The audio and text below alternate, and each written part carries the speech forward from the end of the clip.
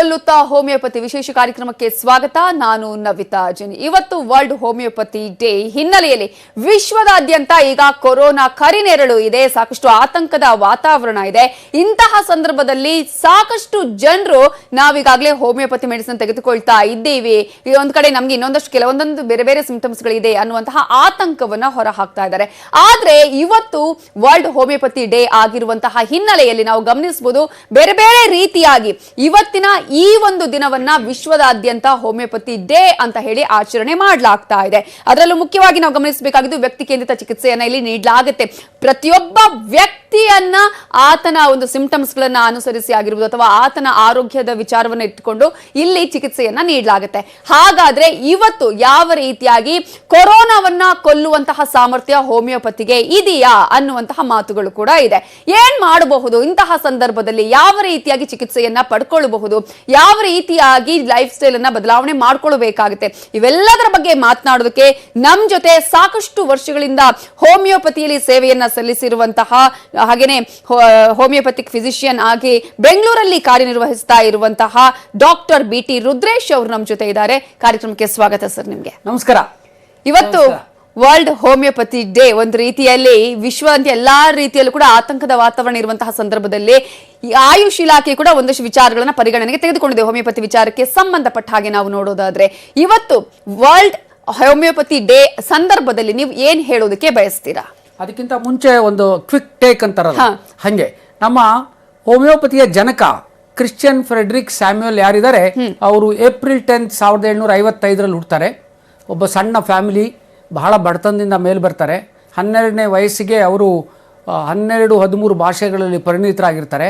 Is basically a scientist, chemist. ಅವರು mercurius ಸಾಲ್ಯುಬಲಿಸ್ ಆನಿಮನೆ ಅನ್ನೋದು ಅವ್ರ ಹೆಸರಿನಲ್ಲೇ ಇದೆ. ಅವರು ಒಬ್ಬ ಪೋರ್ಸಲಿನ್ ಪೇಂಟರ್ನ ಮಗ ಆಗಿರ್ತಾರೆ. ಅಪ್ಪ ಅವ್ರಿಗೊಂದು ಪಾಠ ಹೇಳ್ಕೊಟ್ಟಿರ್ತಾನೆ, ಮಗನೇ ಯಾವುದನ್ನು ಯಾಕೆ ಏನು ಹೇಗೆ ಅಂತ ಕೇಳದೆ ಯಾವುದನ್ನು ಒಪ್ಕೋಬೇಡ ಅಂತ ಹೇಳ್ಕೊಟ್ಟಿರ್ತಾರೆ. ಲೆಸನ್ಸ್ ಫ್ರಮ್ ನೇಚರ್ ಅನ್ನೋ ಪುಸ್ತಕನ ಅವನಿಗೆ ಕೊಟ್ಟಿರ್ತಾರೆ. ಅವನಿಗೆ ಕುತೂಹಲ ಮತ್ತೆ ಇನ್ಕ್ವಿಸಿಟಿವ್ನೆಸ್ ಮೊದಲಿಂದ ಇತ್ತು, ಯಾವುದನ್ನು ಒಪ್ಕೊಳ್ತಾ ಇರಲಿಲ್ಲ.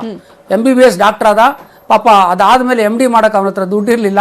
ಹಗಲೊತ್ತೆಲ್ಲ ಕೆಲಸ ಮಾಡಿಕೊಂಡು ರಾತ್ರಿ ಯೂನಿವರ್ಸಿಟಿನಲ್ಲಿ ಕೆಲಸ ಮಾಡಿ then he became one of the best physician on the earth. ನಿಮಗೆ ಗೊತ್ತಿರಲಿ, ಹೋಮಿಯೋಪತಿಯ ಜನಕ ಅಲೋಪತಿ ಅಥವಾ ಮಾಡರ್ನ್ ಮೆಡಿಸಿನ್ ಅಂತ ನೀವೇನು ಕರಿತೀರಿ, ಆ ಮಾಡರ್ನ್ ಮೆಡಿಸಿನ್ನ 3ನೆಯ ಅದ್ಭುತ ಫಿಸಿಷಿಯನ್ ಆಗಿದ್ದ. ಹೌದು. ಮತ್ತೆ ಆತ ಎಲ್ಲ ರಾಜಮನೆತನದವ್ರು ಕೇಳ್ಕೊಂಡ್ರು, ನೀನು ನನಗೆ ರಾಜನ ಸೇವಕರಾಗು, ಪರ್ಸನಲ್ ಫಿಸಿಷಿಯನ್ ಆಗು ಅಂತ. ಇಲ್ಲ, ನಾನು ಬಡವ್ರ ಸೇವೆ ಮಾಡ್ತೀನಿ, ಮಾಡಲ್ಲ ಅಂದ. ನಿಮ್ಗೆ ಆಶ್ಚರ್ಯ ಆಗುತ್ತೆ. ಅವನು ಹೊಟ್ಟೆ ಬಟ್ಟೆ ಕಷ್ಟಪಟ್ಟಿದ್ದ ದಿನಗಳಿದೆ. ಮತ್ತೆ ಯಾವ್ದಾದ್ರು ಒಂದು ಹೊಸದು ಬಂದಾಗ ಸ್ಥಾಪಿತ ಹಿತಾಸಕ್ತಿಗಳು ಅಂತ ಇರ್ತಾರಲ್ಲ, ಅವ್ರು ಬಿಟ್ಕೊಂಡಲ್ವ ಅಷ್ಟು ಸುಲಭವಾಗಿ. ನಾವೆಲ್ಲ ನಂಬಿರೋದು ಬಿಟ್ಟು ಇವನೇನೋ ಹೊಸದಾಗಿ ಹೇಳ್ತಾನಲ್ಲ ಅಂತ. ಅವನೇನ್ ಕಂಡಿಡ್ದ ಅಂದ್ರೆ, ಅವನ ಮಗನನ್ನ ಅವನು ಆ ಔಷಧಿಯಿಂದ ಉಳಿಸ್ಕೊಳಕ್ ಆಗಲ್ಲ. ಕಾರಣ, ಒಂದ್ ಕಾಯಿಲೆ ಬರುತ್ತೆ, ಔಷಧಿ ಕೊಡ್ತಾನೆ, ಹೋಗುತ್ತೆ, ಮತ್ತಿನ್ನೊಂದ್ಸರಿ ಕೊಡ್ತಾನೆ, ಇದು ನಡೀತಾನೆ ಇರುತ್ತೆ. ಅಕ್ಕಿ ಬಂತು, ಒಂದ್ ಕಾಳು ತಗೊಂಡು ಹೋಯ್ತು, ಹಿಂಗೆ ನಡೀತಾ ಇರುತ್ತೆ. ಅವನ ಮಗ ಡೈರಿಯಿಂದ ಸತ್ತೋಗ್ತಾನೆ. ಅವನು ಅವತ್ತಿಂದ ಪ್ರಾಕ್ಟೀಸ್ ಬಿಡ್ತಾನೆ. ಉದರ ನಿರ್ವಹಣೆಗೆ ಅವನಿಗೆ 12 ಭಾಷೆನಲ್ಲಿ ತಾಕತ್ತಿತ್ತು ಅಂತ ಹೇಳಿದೆ. ಇಂಗ್ಲಿಷಿಂದ ಜರ್ಮನಿಗೆ ಮಾಡ್ತಾ ಇರ್ತಾನೆ. ಕಲನ್ಸ್ ಮೆಟ್ರಾಮೆಡಿಕಾದಲ್ಲಿ ಒಂದು ಪದ ಬರುತ್ತೆ, ಪೆರುವಿಯನ್ ಬಾರ್ಕ್, ಸಿಂಕೋನಾ ಬಾರ್ಕ್ ಇದೆಯಲ್ಲ, ಅದ್ರಲ್ಲಿ ಅದ್ರ ಡಿಕಾಕ್ಷನ್ ತಗೊಂಡ್ರೆ ಅದ್ರಲ್ಲಿ ಇರುವಂತಹ ಕಹಿ ಮಲೇರಿಯಾ ನಿವಾರಣೆಗೆ ಕಾರಣ ಅಂತ ನಾನು ಕೇಳ್ಪಟ್ಟಿದ್ದೀನಿ. ಅವರೇ ಅದನ್ನ ಸ್ವತಃ ನೀವೇನ್ 30 ಸೆಕೆಂಡ್ಸ್ ಕೊಟ್ಬಿಟ್ರೆ ನಾನು ಅದನ್ನ ಮುಗಿಸ್ಬಿಡ್ತೀನಿ. ಆ 30 ml ಡಿಕಾಕ್ಷನ್ ಅನ್ನ ಅವನು ಅಲ್ಲಿ ಬರ್ದಿರುತ್ತೆ. ಅವನ ಪ್ರಶ್ನೆ ಏನು ಅಂದ್ರೆ, ಇದಕ್ಕಿಂತ ಕಹಿಯಾಗಿರುವಂತದ್ದು ಬೇಕಾದಷ್ಟು ತೊಗಟೆಗಳಿದಾವೆ, ನಮ್ ಬೇವಿನ ತೊಗಟೆನೇ ಇದೆ, ಆದ್ರೆ ವೈ ಓನ್ಲಿ ಪೆರುವಿಯನ್ ಬಾರ್ಕ್ ಅಂತ ಅದ್ರ ಕಷಾಯ ತಗೊಂಡು ಒಂದು 30 ml ಹಾಕೊಂತಾನೆ. ಮಾರನೇ ದಿವಸ ಇವನಿಗೂ ಚಳಿ ಜ್ವರ ಬರುತ್ತೆ. ಫ್ರೆಂಡ್ಸಿಗೆ ಕೊಡ್ತಾನೆ, ಅವ್ರಿಗೂ ಚಳಿ ಜ್ವರ ಬರುತ್ತೆ. ಮಂಥನ ಚಿಂತನ ಮಥನ ಮಾಡಿ ಫೈನಲ್ ಆಗಿ ಈ comes to a decision that relentless work ಮಾಡಿದ್ಮೇಲೆ that which can cause can cure ಅಂತ. ಯಾವುದು ಉಂಟು ಮಾಡುತ್ತೋ ಅಂದ್ರೆ, ವ್ಯಕ್ತಿಯಲ್ಲಿ ಯಾವುದಾದ್ರೂ ಕೆಲವು ರೋಗೋತ್ಪನ್ನಗಳು ಉಂಟು ಮಾಡಬಹುದಾದಲ್ಲಿ ಅದೇ ಪದಾರ್ಥ ಅತ್ಯಲ್ಪ ಪ್ರಮಾಣದಲ್ಲಿ ರೋಗ ನಿವಾರಕವಾಗಿ ಕೆಲಸ ಮಾಡುತ್ತೆ ಅಂತ. 200 ವರ್ಷಗಳಿಂದ ನಮ್ಮ ಥಿಯರಿ ಬದಲಾಗಿಲ್ಲ. ನಿನ್ನೆ ಒಂದು ಔಷಧಿ, ಇವತ್ತೊಂದು ಔಷಧಿ ಇಲ್ಲ. All wonder drugs have become bender drugs ಅಂತಿಲ್ಲ. We have a definite scientific natural principles ಮೇಲೆ ನಿಂತಿರುವಂತ ಸಿಸ್ಟಮ್. ಓಕೆ, ಒಂದು ರೀತಿಯ ಅದ್ಭುತವಾದಂತಹ ಈ ಹಿಂದೆ ಯಾವ ರೀತಿಯಂತಹ ಕಾನ್ಸೆಪ್ಟ್ ಇತ್ತು ಅದೇ ಈಗಲೂ ಕಂಟಿನ್ಯೂ ಆಗುವಂತಹ ಬಗ್ಗೆ ಹೇಗೆ, ಹಾಗೆ ಯಾವ ರೀತಿಯಾಗಿ ಹೋಮಿಯೋಪತಿ ಇವತ್ತು ಒಂದು ವಿಶ್ವದಾದ್ಯಂತ ಮನೆ ಮಾತಾಗ್ತಾ ಇದೆ ಅನ್ನೋದು. ಪ್ರಪಂಚದಲ್ಲಿ 82 ರಾಷ್ಟ್ರಗಳಲ್ಲಿ this is the second largest medical system which is been practised all over the world. ಅದು ತಮಗೆ ಗೊತ್ತಿಲ್ಲ. ಒಂದ್ ಕಡೆ ಈಗ ಸರ್, ಈಗ ಕೊರೋನಾದ ಆತಂಕ ಎಲ್ಲರನ್ನ ಕೂಡ ಕಾಡ್ತಾ ಇದೆ.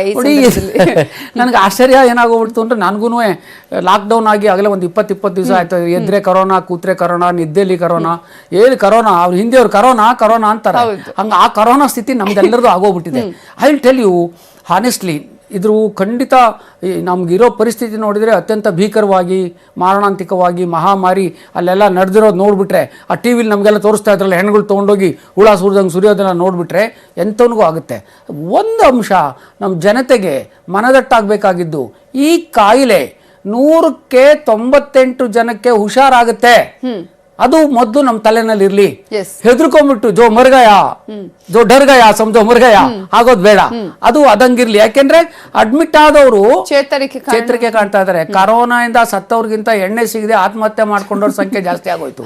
ಸೊ ಹೆದರ್ಕೋಬೇಕಾಗಿಲ್ಲ, ಅದು ನನ್ ಬೇಸಿಕ್. ಬಟ್ ಹೆದರ್ಬೇಕಾಗಿಲ್ಲ ಸರ್, ಎಚ್ಚರಿಕೆ ಇರ್ಲೇಬೇಕು. ನಮ್ ಜನರಿಗೆ ಹೆದರ್ಸಿದ ಎಷ್ಟೋ ಸಲ ಎಚ್ಚರಿಕೆ ಇರೋದಿಲ್ಲ ಹಂಗಂತ ನೀವು ನಿರ್ಲಜ್ಜ ಅಶಿಸ್ತನ್ನ ನಾಗರಿಕ ಜೀವನದಲ್ಲಿ ತೋರಿಸಿ ಅಂತ ಖಂಡಿತ ನಾನು ಹೇಳ್ತಾ ಇಲ್ಲ. ಪ್ರಶ್ನೆ ಇಷ್ಟೇ, ಏನಾದ್ರೂ ಹೆಚ್ಚು ಕಮ್ಮಿ ಆದ್ರೆ ಹೋಮಿಯೋಪತಿಯಲ್ಲಿ ಔಷಧಿ ಇದೆ ಅನ್ನೋದು ತಮ್ಮ ಗಮನದಲ್ಲಿ ಇರ್ಲಿ. ಈಗ ನೀವು ಕೇಳ್ತೀರಾ ಯಾರು ಇಲ್ಲ ಅಂತಾರೆ, ಮತ್ತೆ ನೀವಿದೆ ಅಂತಿರಲ್ಲ ಅಂತ. ನಾನಿದೆ ಅಂತ ಯಾಕೆ ಹೇಳ್ತೀನಿ ಅಂದ್ರೆ, 1813 ಐ ಥಿಂಕ್ 1813 ಹಾನಿಮನ್ಗೆ ಹೆಸರು ಬಂದಿದ್ದು ಟೈಫಾಯ್ಡ್ ಫೀವರ್. ಅವಾಗ ಸಿಕ್ಕಾಬಟ್ಟೆ ಕಿಡಬೇಕಾಗಿತ್ತು. ನಂಗೂ ಜ್ಞಾಪಕ ಇದೆ. ಐ ಆಮ್ 65 ನಾವು. ನಾನು ಹುಡುಗಾದಾಗ ಟೈಫಾಯ್ಡ್ ಬಂತು ಅಂದ್ರೆ ಯಾರ್ದಾರು ಮನೇಲಿ ಕೈ ಮುಗಿಯೋರು, ಸತ್ತೋಗ್ಬಿಡ್ತಾರೆ ಅಂತ. ಅವ್ರನ್ನ ಬಹಳ 3 ತಿಂಗಳು ನೋಡ್ಕೊಳ್ಳೋರು. ಅಂತ ಟೈಫಸ್ ಎಪಿಡೆಮಿಕ್ಸ್ ಇದ್ದಾಗ ಯುರೋಪ್ ಕಂಟ್ರಿನಲ್ಲಿ ಇವನ್ ಕೈಗೆ ನೋಡೋಣ ಏನ್ ಮಾಡ್ತಾನೆ ಅಂತ 189 ಕೇಸ್ಗಳನ್ನ ಹಾನಿಮನ್ರಿಗೆ ಕೊಡ್ತಾರೆ. Hahnemann could able to cure 188 case, mind you, out of 189, 188 case. ಹಂಗೇನೆ 1918 ಸ್ಪ್ಯಾನಿಷ್ ಫ್ಲೂ ಬಂತು ಅಮೆರಿಕಾದಲ್ಲಿ. ಆಗ MD ಡಾಕ್ಟರ್, ಅವನು ಹೋಮಿಯೋಪತಿ ಡಾಕ್ಟರ್ ಅಲ್ಲ, ಅವನು ಅಲೋಪತಿ ಡಾಕ್ಟ್ರು. ಅವನು ಮಿಲಿಟರಿ ಹಾಸ್ಪಿಟಲ್ ಏನ್ ಮಾಡ್ದ, 50 ಜನಕ್ಕೆ, ಈಗ ನೀವೆಲ್ಲ ಕೇಳ್ತಿರಲ್ಲ RCT ಮಾಡಿದೀರಾ, ಕಂಟ್ರೋಲ್ ಮಾಡಿದೀರಾ, ಕ್ಲಿನಿಕಲ್, ನಾವೆಲ್ಲ ಮಾಡಿದೀವ್ರಿ. ಹೆಸರು ಮಾತ್ರ ಉಸಿರು ಒಳ್ಳಿ ತರ ಬದಲಾಗ್ತಾ ಇದೆ ಅಷ್ಟೇನೆ. ಕರೋನಾಗೇನು ಹೊಸದೇನಿಲ್ಲ. ಆನೆಸ್ಟ್ಲಿ ಐ ಟೆಲ್ ಯು, ಈ 1918 ಸ್ಪ್ಯಾನಿಷ್ ಫ್ಲೂ ಅಲ್ಲಿ 50 ಜನನ ಈ ಕಡೆ ಹೋಮಿಯೋಪತಿ ಔಷಧಿ ಕೊಟ್ಟರು, ಇನ್ನು 50 ಜನಕ್ಕೆ ಕೊಡ್ಲಿಲ್ಲ. ಈ 50 ಜನಕ್ಕೆ ಯಾರು ಕೊಡ್ಲಿಲ್ಲ ಅದ್ರಲ್ಲಿ 15 ಜನ ಸತ್ರು. ಹೋಮಿಯೋಪತಿನಲ್ಲಿ ಒಬ್ಬ ಮಾತ್ರ ಸೀರಿಯಸ್ ಆದ. ಹಾಗಾಗಿ ಈಗ ಎಲ್ಲ ಎಪಿಡೆಮಿಕ್ಸ್ ಅಲ್ಲಿ ಪ್ಲೇಗ್ ಬಂದಾಗ್ಲೂ ನಾವು ಒಂದು ಔಷಧಿ ಕೊಟ್ಟಿದ್ವಿ, ಪೆಸ್ಟಿನಮ್ ಅಂತ. ನಾನು ಆಗ್ಲೇ ಹೇಳಿದೆ, ದಟ್ ವಿಚ್ ಕ್ಯಾನ್ ಕ್ಯೂರ್ ಅಂತ. ಪೆಸ್ಟಿನಮ್ ಅಂತ ಒಂದು ಔಷಧಿ ಕೊಟ್ವಿ. ಸಾರ್ಸ್ ಬಂದಿತ್ತು, ಅದರಲ್ಲಿ ನಾವು almost we have done wonderful things. Japan encephalitis ಬಂದಿತ್ತು, ಆಂಧ್ರದಲ್ಲಿ ಬೆಲಡೋನಾ ಕೊಟ್ವಿ. ಅಷ್ಟೇಕೆ 96 ಅಲ್ಲಿ 88 ಜನ ಆಗಲೇ ಸತ್ತಿದ್ರು. ದಿವಸ ನೋಡ್ತಾ ಇದ್ದೆ ನಾನು. ಎಲ್ಲಿ, ದೆಹಲಿ ರಾಜ್ಯದಲ್ಲಿ 88 ಜನ ಡ್ರಾಪ್ಸಿ ಅಂತ, ಸರ್ಸುಕ ತೇಲ್ ಅಂತೇವ್ರು, ನಮ್ಮ ಸಾಸಿವೆ ಎಣ್ಣೆ. ಸಾಸಿವೆ ಎಣ್ಣೆಗೆ ಈ ದತ್ತೂರ ಗಿಡ ಬೀಜ, ಅದಕ್ಕೆ ಸಾಸಿವೆ ಥರನೇ ಕಾಣಿಸುತ್ತೆ, ಮಿಕ್ಸ್ ಮಾಡಿ ಎಲ್ಲ ಕಲಬೆರಕೆ ಹೊಡೆದ್ರು. ಅದರಲ್ಲಿ 88 ಜನ ಸತ್ತಿದ್ರು. ಹಿಂಗೆ ಈಗ ಹೇಳ್ತಾ ಇದ್ದೀರಲ್ಲ, ಇದಕ್ಕೆ ಕಾರಣ ಗೊತ್ತಿಲ್ಲ, ವೈರಸ್ ಅಂತ ಗೊತ್ತಿದೆ, ಟ್ರೀಟ್ಮೆಂಟ್ ಇಲ್ಲ, ಸಿಂಪ್ಟಮ್ಯಾಟಿಕ್. ಅದಕ್ಕೂ ಹಂಗೆ ಹೇಳಿದ್ರು. ಅವತ್ತು ನಮ್ಮ ಹಿಂದೂಸ್ತಾನ್ ಟೈಮ್ಸ್ ಅಲ್ಲಿ ಒಂದು 1/4 ಪೇಜ್ ನನ್ನ ಮೇಲೆ ಬರೆದ್ಬಿಟ್ರು. ಏನಂತ, this man has cured lot of kidney cases in Karnataka, why don't you call ಅಂತ 1/4 ಪೇಜ್ ಬಂದಿತ್ತು. ವಾಜಪೇಯಿ ಅವರು ಅವತ್ತೇ ಜರ್ಮನಿಯಿಂದ ಬಂದವರು ಬೆಳಿಗ್ಗೆ ಚಾಯ್ ತಗೊಂಡ್ರು, ಪೇಪರ್ ತಗೊಂಡ್ರು, ಫ್ರಂಟ್ ಅಲ್ಲಿ ನನ್ನ ಹೆಸರು ಪ್ಲಸ್ ನಾನೇನ್ ಮಾಡುವಲ್ಲೆ. ನಾನೇನ್ ಹೇಳಿದ್ದೆ, ನನ್ನ ವಾದ ಏನಿತ್ತು, ಯಾವುದು ಉಂಟು ಮಾಡುತ್ತೋ ಅದೇ ನಿವಾರಕ. ಹೋಮಿಯೋಪತಿ ಕೊರೋನಾ ವಿಚಾರದಲ್ಲೂ ಅದೇ ಆಗುತ್ತಾ ಹೇಗೆ? ಎಕ್ಸಾಕ್ಟ್ಲಿ. ಅದ್ಯಾಕೆ ಹೇಳ್ಬಿಟ್ಟೆ ಅಂದ್ರೆ, ನೀವು ಯಾರನ್ನ ಕರ್ಕೊಂಡ್ಬಂದು ಇಲ್ಲಿ ಕೂರ್ಸ್ಬಿಟ್ಟಿದ್ದಾರೆ, ನಾನೆಲ್ಲ ಮಾಡ್ತೀನಿ ಅಂತ ಹೇಳೋದು ಬೇಡ. ನಮ್ ಜನತೆಗೆ ನಾವ್ ಈಗಾಗ್ಲೇ ಏನ್ ಮಾಡಿದೀವಿ ಅಂತ ಗೊತ್ತಾದ್ರೆ ನಾನೇನು ಅನ್ನೋದ್ರ ಮೇಲೆ ನನ್ ಮುಂದಿನ ನಿರ್ಧಾರ ಆಗುತ್ತೆ. ಯಾವನೋ ಪುಸ್ತಕ ಓದ್ಕೊಂಡ್ಬಿಟ್ಟು ರಾತ್ರಿ ಔಷಧಿ ಬರ್ದು ಬಿಡೋದಲ್ಲ. ಅವತ್ತು ವಾಜಪೇಯಿ ಅವರು ಹೇಳಿದ್ರು, ಹರ್ಷವರ್ಧನ್ ಅವರು ಆಗ ದೆಹಲಿ ರಾಜ್ಯ ಮಂತ್ರಿ ಇದ್ರು. ನನ್ನನ್ನು ನೆಕ್ಸ್ಟ್ ಡೇ ಕರೆಸ್ಕೊಂಡ್ರು. 51 ಕೇಸನ್ನ ನೆಹರು ಹೋಮಿಯೋಪತಿ ಕಾರ್ಡೆಲ್ಲ ಅಡ್ಮಿಟ್ ಮಾಡಿದ್ವಿ. 49 ದಿನ ಸರಿ ಹೋಯ್ತು. ಇದೆಲ್ಲ ಇಷ್ಟೆಲ್ಲ ನಿಮ್ಗೆ ಹೇಳ್ಬೇಕಾದ ಪರಿಸ್ಥಿತಿ. ಯಾಕೆಂದ್ರೆ ಜಾಸ್ತಿ ಸಮರ್ಥನೆ ಮಾಡ್ಕೊಂಡ್ರೆ ನಿಮಗೂ ಡೌಟ್ ಬರುತ್ತೆ, ಯಾಕೋ ಮೇಡಮ್ ಹಿಂಗ್ ನೋಡ್ತಾ ಇದ್ದಾರೆ. ಇರ್ಲಿ ಆದ್ರೆ ಯಾಕೆ ಹೇಳಿದೆ ಅಂದ್ರೆ, ಹಾನೆಸ್ಟ್ ಆಗಿ homeopathy is the answer. I am telling you. ಈಗ ಮಾರ್ಚ್ 6 ನಾನು ತಮಗೆ ಹೇಳ್ಬಿಡ್ಬೇಕು, ನಾನು I am the executive member of board of governors, central council of homeopathy. ಇಬ್ಬರೇ ಇಡೀ ಇಂಡಿಯಾಗೆ ಎಕ್ಸಿಕ್ಯೂಟಿವ್ ಮೆಂಬರ್ಸ್ ಇರೋದು. ಅದರಲ್ಲಿ ನಾನೊಬ್ಬ ಮತ್ತೆ ಈ ಎಲ್ಲ ಆಗು ಹೋಗುಗಳನ್ನು ನೋಡ್ಕೊಳ್ತಾ ಇದ್ದೀವಿ. ನಮ್ಮ ಒಂದು ಮಾರ್ಚ್ 6ಕ್ಕೆ ನಮ್ಮ ಆಯುಷ್ ಮಿನಿಸ್ಟ್ರಿ ಒಂದು ಪ್ರಕಟಣೆಯನ್ನು ಹೊರಡಿಸುತ್ತೆ. ಹೋಮಿಯೋಪತಿನಲ್ಲಿ ಪ್ರೊಫಲಾಕ್ಸಿಸ್ ಇದೆ, ಆರ್ಸನಿಕಮ್ ಆಲ್ಬಮ್ 30 ತಗೋಬಹುದು ಅಂತ. ನಾನು ಮಾಧ್ಯಮದಲ್ಲಿ ಹೇಳಿದ್ರೆ ಅದು ತಪ್ಪಾಗುತ್ತೆ, ಆದ್ರೆ ಅಲ್ಲ ಅವ್ರು ಆಗ್ಲೇ ಬರೆದು ಬಿಟ್ಟಿದ್ದಾರೆ. ನಾನು ಹೇಳಕ್ ಮುಂಚೆ ಜನ ಎಲ್ಲ ತಗೊಂಡಾಗಾಯ್ತು ಅಷ್ಟೇ. ಯಾಕೆ ತಮ್ಮ ಗಮನಕ್ಕೆ ಇರಲಿ ಅಂತ ಹೇಳ್ತೀನಿ. ಹೆಸರು ಹೇಳಬೇಕೋ ಬೇಡಬೇಕೋ ಗೊತ್ತಿಲ್ಲ. ಬೆಂಗಳೂರಿನ ಒಂದು ಯೂನಿವರ್ಸಿಟಿನಲ್ಲಿ 300 ಜನ ವಿದೇಶಿಯರು 600 ಜನ ಯೋಗ ಮಾಡೋರು ಸೇರ್ಕೊಂಡಿದ್ರು. ಹೆದರಿಕೆ ಆಯಿತು. ಅವ್ರಿಗೆ 1,000ಕ್ಕೆ ಔಷಧಿ ಕೊಟ್ವಿ. One of the famous hospital ಇನ್ ಬ್ಯಾಂಗ್ಳೂರ್, ಆ ಮೇಡಮ್ಮು ಗೈನಕಾಲಜಿಸ್ಟು, ಅವ್ರಿಗೂ ಟ್ರೀಟ್ ಮಾಡ್ತಾ ಇದ್ದೆ 40 ವರ್ಷದಿಂದ ಫ್ಯಾಮಿಲಿಗೆ. ಸರ್ ಯಾರೋ ನೆನ್ನೆ ಒಬ್ಬಳನ್ನ ಕರ್ಕೊಂಡು ಹೋಗ್ತಾ ಇದ್ದೆ, ಆ ಗಂಡ ಡೆಲಿವರಿಗೆ ಹೋಗೋಕೆ ಮುಂಚೆ ಗಂಡೊಂದು ಏನೋ ಒಂದ್ಸರಿ ಮುಖ ನೋಡ್ಬೇಕಂತೆ ಹೆಂಡ್ತಿದ್ದು, ಹಂಗೆ ನೋಡಕ್ ಬಂದ. ಮೇಡಮ್ ನೋಡಿದ್ರೆ ಏನು ಅಂದ್ರೆ ಕೆಮ್ಬಿಟ್ಟ, ಏನೋ ಎಲ್ಲಿದ್ಯಾ ಅಂದ್ರೆ ಇಂಗ್ಲೆಂಡ್ ಉಂಡ್ರು, ಎಲ್ಲ ನಡ್ಗೋಗ್ಬಿಟ್ರು. ಇಡೀ ಹಾಸ್ಪಿಟ್ಲಿಗೆ 200 ಜನಕ್ಕೆ ಹೋಮಿಯೋಪತಿ ಔಷಧಿನ ಕೊಟ್ಟಿದ್ದೀವಿ. ಈಗ 5 ದಿವಸಕ್ಕೆ ಮುಂಚೆ ನಾನು CM ಅವ್ರನ್ನ ನೋಡಿದ್ದೆ. CM ಅವರು ಅದಕ್ಕೆ ತಕ್ಷಣ ಕ್ರಮ ತೆಗೆದುಕೊಳ್ಳೋದು ಅಂತ ಬರೆದ್ರು. ಅದಾದ್ಮೇಲೆ ನಮ್ಮ ಸೆಕ್ರೆಟರಿ ಅವರು, ಹೆಲ್ತ್ ಸೆಕ್ರೆಟರಿ ಅವರು ಮೀನಾಕ್ಷಿ ನೇಗಿ ಅವರು ಒಂದು ಕ್ರಮ ತಗೊಂಡಿದ್ದಾರೆ. ಕರೋನಾ ಅಂತ ಹೆಸರು ಹಾಕ್ಬಾರ್ದು, ಯಾಕೆಂದ್ರೆ ಎಪಿಡಾಮಿಲಾಜಿಕಲ್ ಆಕ್ಟ್ ಪ್ರಕಾರ ನಮ್ಮನ್ನು ಒಳಗಾಕ್ಬೋದು. ಅದಕ್ಕೆ ನಾವೇನ್ ಹೇಳ್ತೀವಿ ಅಂದ್ರೆ ಇಮ್ಯುನೋ ಬೂಸ್ಟರ್ ಅಂತ. ಅದ್ರ ಬಗ್ಗೆ ಮಾತನಾಡೋಣ ಸರ್. ಸಾಕಷ್ಟು ಕಾಲ್ಸ್ ಕೂಡ ಬರ್ತಾ ಇದೆ. ಮೈಸೂರಿನ ಪದ್ಮಪ್ರಸಾದ್ ಅವರು ಕರೆ ಮಾಡಿದ್ದಾರೆ. ಪದ್ಮಪ್ರಸಾದ್ ಅವರೇ ನಮಸ್ತೆ. ಏನ್ ಪ್ರಶ್ನೆ ಕೇಳಬೇಕಾಗಿತ್ತು? ಡಾಕ್ಟರ್ ಕೊಡಿ, ಮಾತಾಡಿ. ನಮಸ್ಕಾರ ಡಾಕ್ಟ್ರೆ. ನಮಸ್ಕಾರ, ಹೇಳಿ. ಪದ್ಮಪ್ರಸಾದ್ ಅಂತ ಮೈಸೂರಿಂದ. ಹೇಳಿ ಸರ್. ಇದಕ್ಕೆ ಪ್ರಿಕಾಷನ್ ಏನಾದ್ರು ಮೆಡಿಸನ್ ಇದೆಯಾ ಡಾಕ್ಟ್ರೆ? ಹೋಮಿಯೋಪತಿ ಅದನ್ನೇ ಹೇಳ್ತಾ ಇರೋದು. ಅದನ್ನೇ ಇಷ್ಟೊತ್ತು ತನಕ ಹೇಳ್ತಾ ಇದ್ದಿದ್ದು. ನೀವಾಗೆ ನೀವು ಸ್ವವೈದ್ಯಕೀಯ ಮಾಡ್ಕೊಳ್ಕೂಡ್ದು. ನಾವೇನು ಕರ್ನಾಟಕ ಗೌರ್ಮೆಂಟ್ ಆಯುಷ್ ಡಿಪಾರ್ಟ್ಮೆಂಟ್ ಏನು ಆರ್ಡರ್ ಹಾಕಿದೆ ಅಂದ್ರೆ, ಯಾವುದೇ qualified homeopathic private doctor can dispense these immuno boosters ಕೊಡ್ಬೋದಾಗಿದೆ. ತಾವು ದಯಮಾಡಿ ತಾವು ಇರೋ ಏರಿಯಾದಲ್ಲೆಲ್ಲ ಎಲ್ಲೆಲ್ಲಿ ಹೋಮಿಯೋಪತಿ ಡಾಕ್ಟರ್ಗಳಿದ್ದಾರೋ ಅವ್ರ ಹತ್ರ ಕೇಳಿ. ಅವರಿಗೆ ನಾವು ಈಗಾಗಲೇ ನಾನು ಕರ್ನಾಟಕ ಹೋಮಿಯೋಪತಿ ಸಂಘದ ಕರ್ನಾಟಕ ಹೋಮಿಯೋಪತಿಕ್ ಬೋರ್ಡ್ನ ಚುನಾಯಿತ ಅಧ್ಯಕ್ಷ ನಾನು. ಅವರೆಲ್ರಿಗೂ ನಾವು ಇನ್ಸ್ಟ್ರಕ್ಷನ್ ಕೊಡ್ತೀವಿ, ಅವರೆಲ್ಲರೂ ಮೆಡಿಸಿನ್ ಕೊಡ್ತಾರೆ. ಯಾಕೆಂದರೆ ನಮ್ಮಲ್ಲಿ ಗೌರ್ಮೆಂಟ್ ಡಿಸ್ಪೆನ್ಸರೀಸು ಬಹಳ ಕಮ್ಮಿ ಇದೆ, 40 ಇದೆ. ನಮಗೂ ಅಟ್ಲೀಸ್ಟ್ ಒಂದು ಎಲ್ಲ ತಾಲೂಕಲ್ಲಿ ಒಂದು ಇರಬೇಕಾಗಿತ್ತು. ಹಾಗಾಗಿ ನಿಮ್ಮ ಏರಿಯಾದಲ್ಲಿರೋ ಹೋಮಿಯೋಪತಿ ಡಾಕ್ಟರ್ ಹತ್ರ ಖಂಡಿತ ನೀವು ನಿರೋಧಕ ಅಂತ ಹೇಳೋಕ್ಕಾಗಲ್ಲ, ಇಮ್ಯುನೋ ಬೂಸ್ಟರ್ ಆಗಿ ತಗೋಬಹುದು. ಅದು ಖಂಡಿತ ವರ್ಕ್ ಮಾಡುತ್ತೆ. ಓಕೆ, ನಮ್ಮ ನೆಕ್ಸ್ಟ್ ಕಾಲರ್ ರೆಡಿ ಇದ್ದಾರೆ. ತುಮಕೂರಿನಿಂದ ಅಂಜನಾ ಅವರು ಕರೆ ಮಾಡಿದ್ದಾರೆ. ಅಂಜನಾ ಅವರೇ ನಮಸ್ತೆ, ಪ್ರಶ್ನೆ ಕೇಳಿ. ಹಾ madam, good evening sir. Good evening sir. ಹೇಳಿ ಮೇಡಮ್. ಆಕ್ಚುಲಿ ನನ್ಗೆ ಸ್ವಲ್ಪ ಇದು ವಾಟರ್ ಚೇಂಜ್ ಆಗಿ ನನ್ಗೆ ಸ್ವಲ್ಪ ಗಂಟಲು ನೋವೇನಿಲ್ಲ, ಸ್ವಲ್ಪ ಉರಿ ತರ ಆಗತ್ತೆ. ಆಮೇಲೆ ಲೂಸ್ ಮೋಷನ್ ನನ್ಗೆ ಇದೆ. ಸೊ ಹಾಗಾಗಿ ನಾನು ಟ್ರೀಟ್ಮೆಂಟ್ ತಗೋತಾನೆ ಇದೀನಿ 1-2 ವೀಕ್ಸ್ ಇಂದ.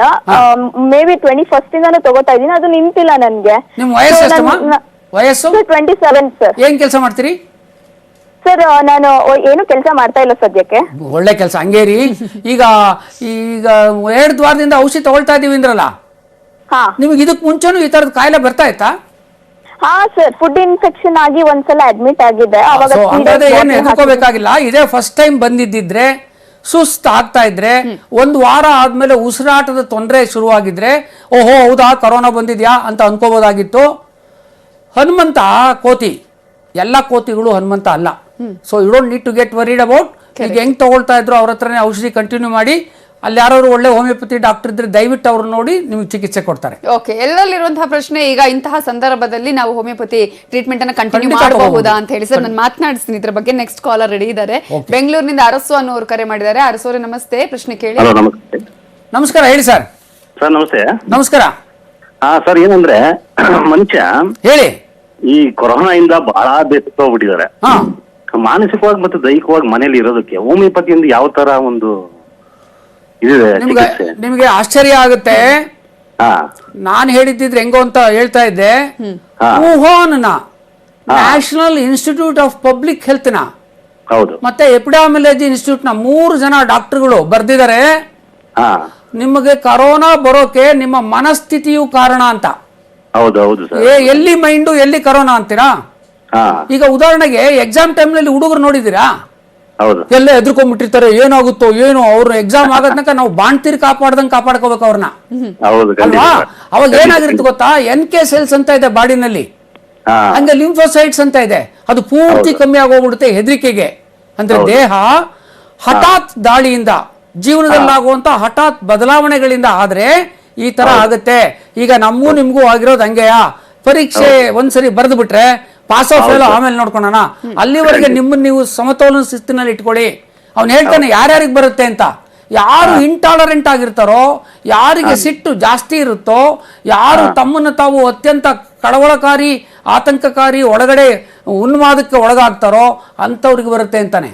ಮತ್ತು ಯಾರು ಅನುಕೂಲ ಆಗಿರ್ತಾರೆ ಅಂತಾರೆ, ಯಾರು ಖುಷಿಯಾಗಿರ್ತಾರೋ, ಯಾರು ತನ್ನ ಸಹಜೀವಿಗಳಲ್ಲಿ ಕಳಕಳಿ ಇಟ್ಕೊಂಡಿರ್ತಾರೋ, ಅವರನ್ನ ಪ್ರೀತಿ ಮಾಡ್ತಾರೋ, ತನಗಿಂತ ಕೆಳ ದರ್ಜೆಯಲ್ಲಿರುವವನನ್ನ ಬಹಳ ಚೆನ್ನಾಗಿ ಸಮಾನವಾಗಿ ನೋಡ್ಕೊಳ್ತಾರೋ, ಯಾರು ಮಾನವೀಯ ಕಲೆಗಳನ್ನು ತಿಳ್ಕೊಂಡಿದ್ದಾರೋ ಅಂಥವ್ರಿಗೆ ಕಮ್ಮಿ ಆಗುತ್ತೆ ಅಂತಾರೆ. ನೀವು ಇದನ್ನ ಬೆಳೆಸ್ಕೊಳ್ಳಿ. ಈ ಕರೋನಾ ನಿಮ್ಮೆಲ್ಲರಿಗೂ ಒಂದು ಹೊಸ ಬುದ್ಧಿಯನ್ನ ಕಲಿಸಿ, ನಾವು ನೀವೆಲ್ಲರೂ ರೂಪಾಂತರ ಹೊಂದಿ, ಅಂದ್ರೆ ಈ ನಾಗರಾವು ಪೊರೆ ಕಳಿಸ್ಕೊಡುತ್ತಲ್ಲ, ಹಂಗ್ ಕಳಿಸ್ಕೊಂಡು ನಮಗೂ ನಿಮ್ಗೂ ಬುದ್ಧಿ ಕಲಿಸ ಹೋಗುತ್ತೆ. ನೇರ ಪ್ರಶ್ನೆ ಸರ್, ಈಗ ಕೊರೋನಾದ ಈ ಸಂದರ್ಭದಲ್ಲಿ ಹೋಮಿಯೋಪತಿಯಿಂದ ಯಾವ ರೀತಿಯ ಪ್ರಯೋಜನ ಪಡಿಬಹುದು ಅಂತ? 100% homeopathy is system of medicine which is self sufficient, ಪಕ್ಕಾ ಸೈಂಟಿಫಿಕ್ ಸಿಸ್ಟಮ್. ನಂಬರ್ 1. ನಂಬರ್ 2, ಈ ಪ್ರಪಂಚದ ಯಾವುದೇ ಸಿಸ್ಟಮ್ ಜೊತೆ ನಿಮಗೆ ನಾನು ಒಂದೇ ಒಂದು ಕೋಟ್ ಮಾಡ್ಬಿಡ್ತೀನಿ. ಸರ್ ವಿಲಿಯಂ ಆಸ್ಲರ್ ಅಂತ ಒಬ್ಬಿದ್ದಾನೆ. ಆ sir William Osler is known as father of modern medicine ಅಂತ ಕರೀತಾರೆ. ಅವನು ಹೇಳ್ತಾನೆ, no other man on this earth done a good thing other than Samuel Hahnemann ಅಂತಾನೆ. ಅದ್ರ ಜೊತೆಗೆ ಅವನು ಇನ್ನೂ ಒಂದು ಹೇಳ್ತಾನೆ, medicine is a science of uncertainty, art of improbabilities ಅಂತ. ಸೈನ್ಸ್ ಆಫ್ ಅದ್ಯಾಕೆ ಹೇಳ್ತೇನೆ ಅಂದ್ರೆ, ಹೋಮಿಯೋಪತಿಯಲ್ಲಿ ಮಾಡೋ ಎಲ್ಲ ಶಕ್ತಿ ಇದೆ, ಯಾವುದು ಪರಿಪೂರ್ಣತೆ ಅಂತ ಇಲ್ಲಿಲ್ಲ.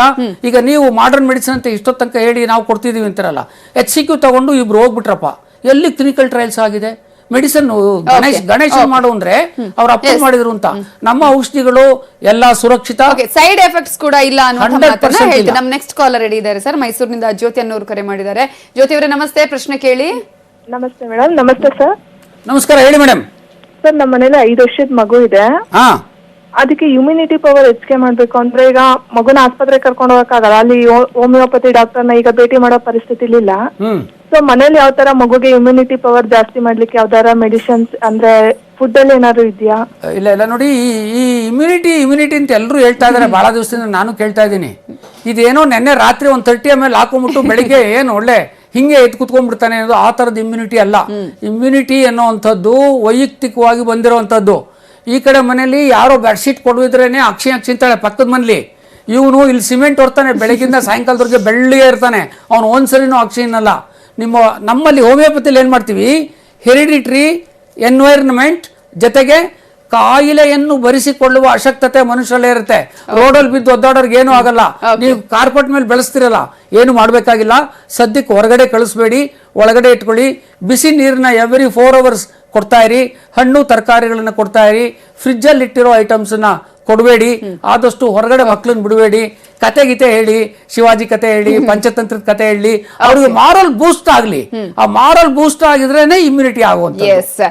ರೋಗ ನಿರೋಧಕ ಶಕ್ತಿಯನ್ನು ಅಥವಾ ನೈಸರ್ಗಿಕವಾಗಿ ಸಿಗುವಂತಹ ರೋಗ ನಿರೋಧಕ ಶಕ್ತಿಯನ್ನ ಬಳಸಿ ರೋಗಕ್ಕೆ ಚಿಕಿತ್ಸೆ ಕೊಡುವಂತಹ ವಿಧಾನದಲ್ಲಿ ಯಾವ ರೀತಿಯಾಗಿ ಕೊರೋನಾವನ್ನ ಹೊಡೆದೋಡಿಸಬಹುದು ಅನ್ನೋದ್ರ ಬಗ್ಗೆ ಇನ್ನಷ್ಟು ಮಾಹಿತಿಯನ್ನ ಕೊಡ್ತೀವಿ ಬ್ರೇಕ್ ಆದ್ಮೇಲೆ.